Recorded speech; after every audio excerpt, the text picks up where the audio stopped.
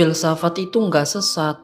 Berfilsafat itu nggak buat kita jadi ateis.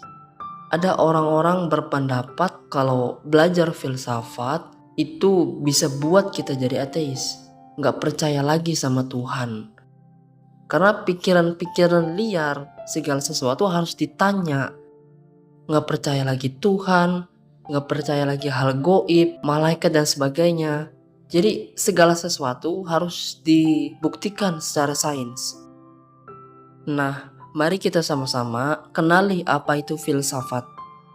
Hai, nama saya Rafli Kurniawan. Selamat datang di Gen Z Punya Cerita.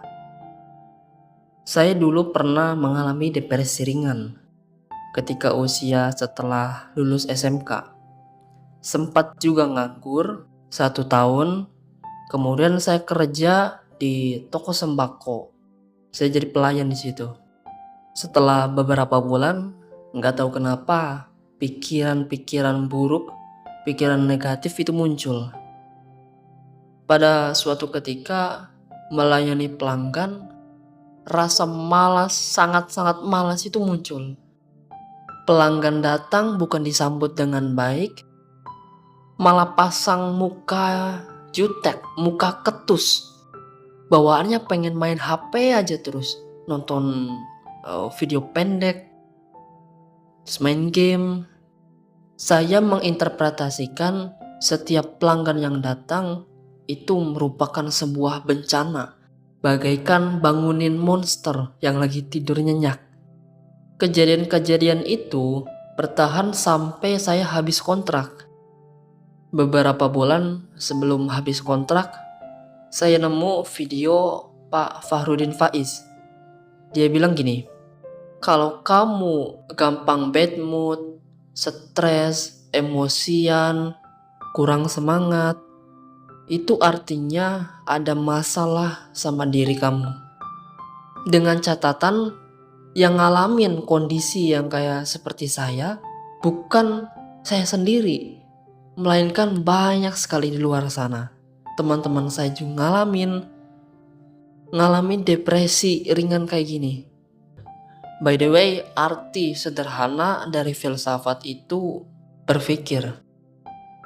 Banyak konten creator yang memiliki dasar ilmu filsafat, kayak contohnya Ferry Irwandi, Guru Gembul, Habib Jafar, dan Pak Faridun Faiz yang kenalin pertama kali tentang filsafat.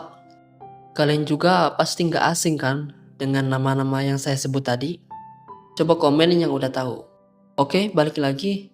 Lalu, bagaimana peran filsafat dalam mengatasi depresi ringan di kehidupan saya? Kata kuncinya adalah pola pikir dan analisis. Dengan hal dua itu, kita bisa keluar dari depresi. Kita ambil contoh kejadian saya waktu dulu. Apa yang membuat saya kesel? Oh, ternyata aktivitas main HP saya terganggu.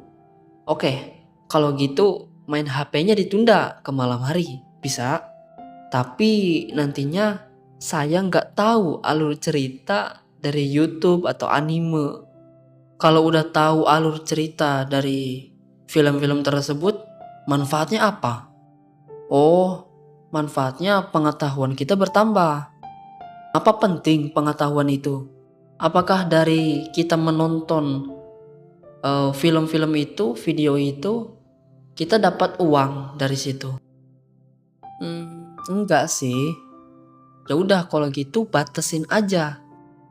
Jangan terlalu berlebihan.